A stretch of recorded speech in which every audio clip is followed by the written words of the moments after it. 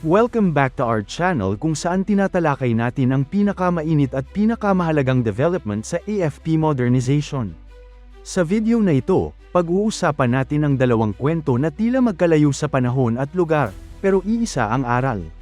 Una, kung gaano katapang ang Pilipino noong Korean War, partikular sa Battle of Yultong, laban mismo sa China.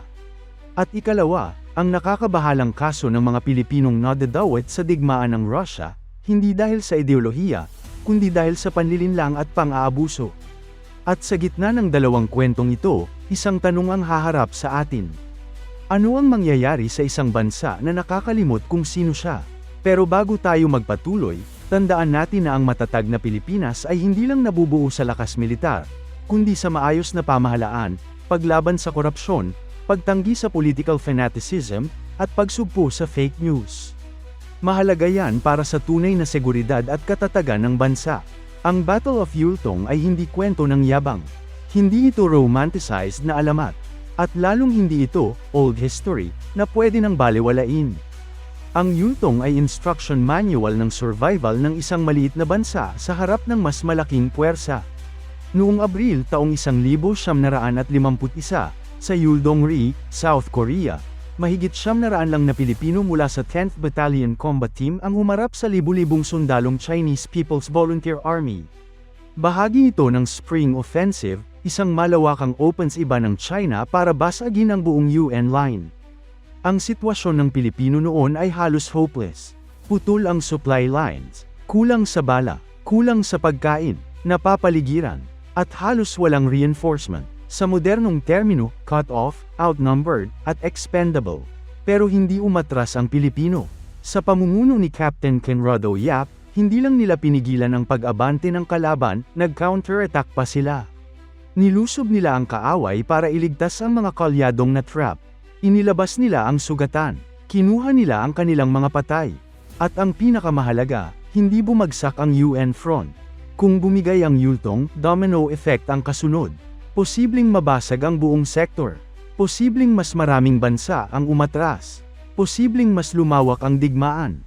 Pero dahil sa disiplina, taktika, at malinaw na moral clarity, nagbago ang outcome.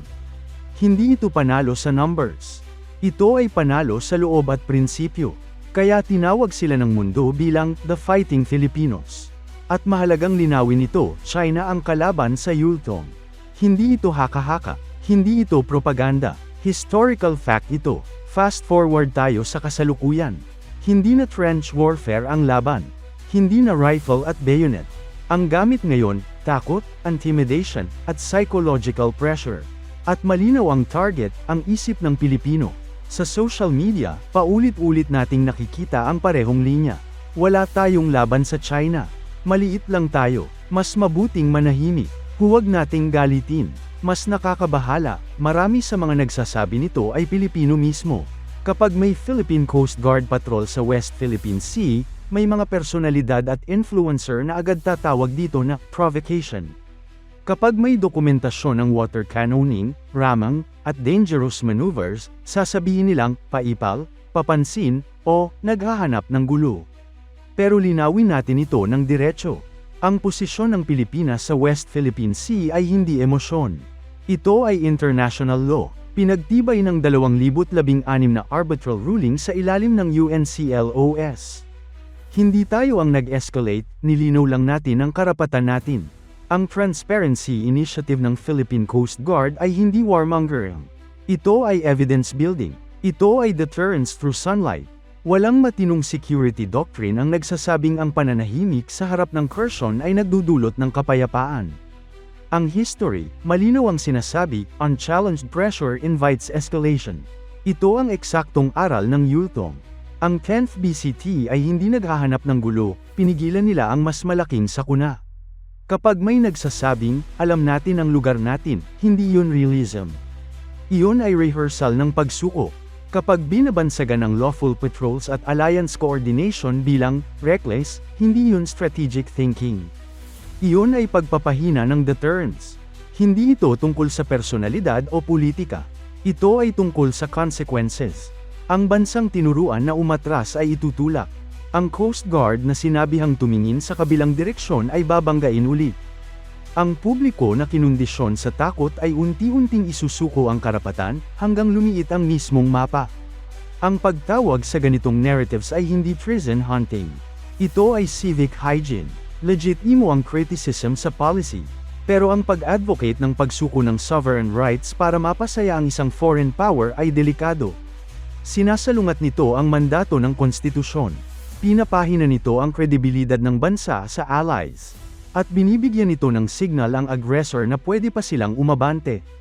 At dito pumapasok ang ikalawang kwento, mas tahimik, mas underreported, pero kasing bigat ng babala. May kumpirmadong kaso ng Pilipinong napilitang lumaban sa panig ng Russia at nadakip ng Ukraine.